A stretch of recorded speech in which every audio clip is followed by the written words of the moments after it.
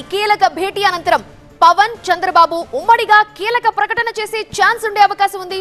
AP ఎన్నికలకు సమయం దగ్గర పడుతున్న వేళ ఇద్దరి భేటీ ప్రాధాన్యత సంతరించుకుంది.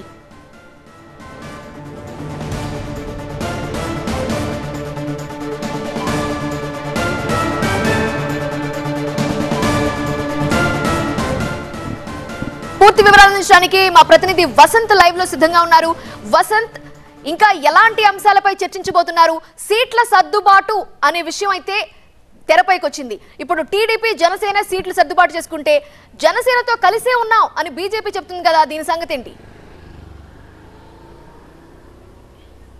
సో ప్రధానంగా పొత్తుకు సంబంధించినటువంటి అంశంలో టీడీపీ జనసేన దాదాపుగా ఒక అంగీకారానికి వచ్చాయి.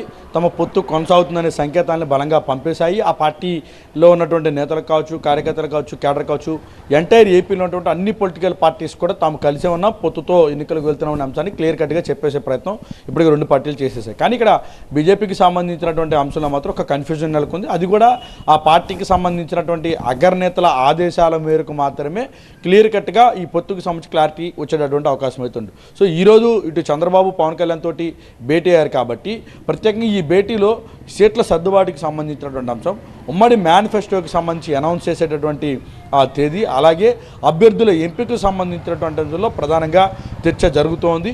ఇప్పటికే ఎవరికి ఎన్ని సీట్లు కావాలి, ఎవరి స్థానాలు ఎక్కడెక్కడ పోటీ చేయాలి, ఎవరెవరి బలాబలాలు ఎంత అనేటువంటి అంశంలో రెండు పార్టీలు కూడా పూర్తిగా ఒక అంచనాకు వచ్చేసాయి. ఇదే అంశాన్ని పవన్ కళ్యాణ్ ఆ పార్టీ నేతలు ఎవరైతే ముఖ్య నేతలు ఉన్నారో దాదాపుగా పార్టీ బలంగా ఉన్నటువంటి ఉమ్మడి ఉభయ గోదావరి జిల్లాలకు సంబంధించి కావచ్చు, అలాగే ఇటు ఉత్తరాంధ్రకి సంబంధించినటువంటి జిల్లాలు కావచ్చు, కోస్తాంధ్రలో కొన్ని ప్రాంతాలను ఎంపిక చేసినటువంటి ప్రాంతాలను కొన్ని ఇప్పటికే పవన్ కళ్యాణ్ గుర్తించారు. ఆయా స్థానాల్లో ప్రధానంగా పోటీ చేసేటటువంటి అభ్యర్థులతోటి ఆ పార్టీ బలంగా ఉన్నటువంటి నియోజకవర్గాల ఇన్ఛార్జీలతోటి ప్రత్యేకంగా భేటీ అయ్యారు. ఈ భేటీలో ఆ పార్టీ నేతలు క్లియర్ కట్గా చెప్పారు, పొత్తు ఉంటుంది, పొత్తుకు సంబంధించి అభ్యర్థులు తెలుగుదేశం పార్టీతో ఎవరైతే కలిసి వెళ్తారో వారికి సీట్లు ఇస్తామనే అంశాన్ని క్లియర్ కట్గా ఆ పార్టీ నేతలు చెప్పారు. ఇక చంద్రబాబు సైతం అభ్యర్థుల ఎంపికకి సంబంధించినటువంటి అంశంలో గతంలో చేసినటువంటి తప్పులను పునరావృతం కాకుండా తెలుగుదేశం పార్టీ, జనసేన పార్టీ కలిసి అభ్యర్థుల ఎంపిక ప్రక్రియ జరగబోతోంది కాబట్టి అవసరమైతే త్యాగాలు సిద్ధం కావాలి. ప్రధానంగా గతంలో ఎవరికైతే టికెట్లు ఇచ్చానో ఉదారంగా భావించి వారికి ఎవరికి కూడా ఖచ్చితంగా టికెట్లు ఇచ్చేటటువంటి అవకాశం లేదు. ఈసారి క్లియర్ కట్గా ఎంపిక చేసినటువంటి అభ్యర్థులు మాత్రమే పూర్తి స్థాయిలో టికెట్లు ఇస్తామని అంశాన్ని చంద్రబాబు కూడా చెప్పారు. సో ఈ రెండు పార్టీలు కూడా దాదాపుగా ఒక అంచనాకు వచ్చేసాయి కాబట్టి ఎవరెవరు ఎక్కడెక్కడ పోటీ చేయాలి, ఏ స్థానాల్లో పోటీ చేయాలి, ఎన్ని స్థానాల్లో పోటీ చేయాలన్నటువంటి అంశాలపైన దాదాపుగా ఒక కొలిక్కి వచ్చినటువంటి నేపథ్యంలో సో ప్రస్తుతం ఈ అంశాలపైన చర్చిస్తున్నట్టుగా కూడా మనకి తెలుస్తుంది. ఇంకా మేనిఫెస్టోకి సంబంధించి తెలుగుదేశం పార్టీ, జనసేన పార్టీ రెండు పార్టీలు కూడా సమన్వయం కోసం కమిటీలను నియమించాయి. ఎవరెవరి అభిప్రాయాలు తీసుకోవాలి, జనసేన పార్టీకి సంబంధించి మేనిఫెస్టోలో ఏ అంశాలు పెట్టాలి, తెలుగుదేశం పార్టీ ఇప్పటికే అనౌన్స్ చేసినటువంటి నేపథ్యంలో దాదాపు రెండు పార్టీలు సైమల్టేనియస్గా ఒకేకి సంబంధించి అభిప్రాయాలను వ్యక్తం చేశారు. మేనిఫెస్టోలో కొన్ని అంశాలను ప్రతిపాదించినటువంటి వాటిని వెనక్కి తీసుకొని కొత్త అంశాలను అందులో పొందుపరిచే ప్రయత్నం కూడా చేస్తూ ఉన్నారు. సో రెండు పార్టీలు వచ్చిన అభ్యంతరాలను రెండు పార్టీల నేతలు తీసుకొచ్చినటువంటి అన్ని అంశాలను కూడా ఇరువురి మధ్య కూడా చర్చ నడుస్తూ ఉంది. ప్రధానంగా అధికార వైసీపీని ఎట్టి పరిస్థితుల్లో రాబోయేటటువంటి సార్వత్రిక ఎన్నికల్లో అధికారంలోకి రాకుండా అడ్డుకోవడమే లక్ష్యంగా ప్రధానంగా పొత్తు పెట్టుకున్నాను పదే చెప్తున్నా. అందుకు వైసీపీ విముక్తి ఆంధ్రప్రదేశ్ కావాలని పవన్ కళ్యాణ్ పదే చెప్తూ ఉన్నారు. కాబట్టి ప్రధాన ప్రతిపక్ష టీడీపీ సైతం జనసేనతో పొత్తుతో ప్రధానంగా ముందుకు వెళ్ళి రాబోయేటటువంటి సార్వత్రిక ఎన్నికల్లో విజయం సాధించడమే లక్ష్యంగా అడుగులు వేస్తున్నారు. అందుకు సంబంధించి వ్యూహాలు రచిస్తూ ఉన్నారు, వరుసగా భేటీలు అవుతున్నారు. ఇప్పటికే పవన్ కళ్యాణ్ పదే చంద్రబాబు నివాసానికి వెళ్ళారు.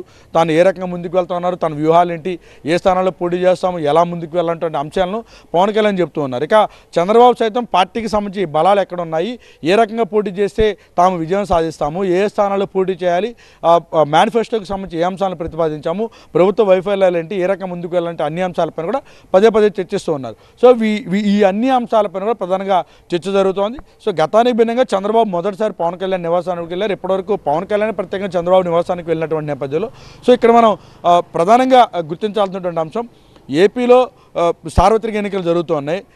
ఇరువురు కూడా ఏపీకి సంబంధించి ప్రధానంగా కీలక పాత్ర పోషిస్తున్నారు. కానీ వరుసగా భేటీలు మాత్రం హైదరాబాద్లోనే జరుగుతున్నాయి. ఇక్కడ ఆసక్తికరమైనటువంటి అంశం ఏంటంటే ఏపీలో భేటీ అయితే మరింత ఆసక్తికరంగా అంశాలు చర్చించేటటువంటి అవకాశం ఉంటుంది.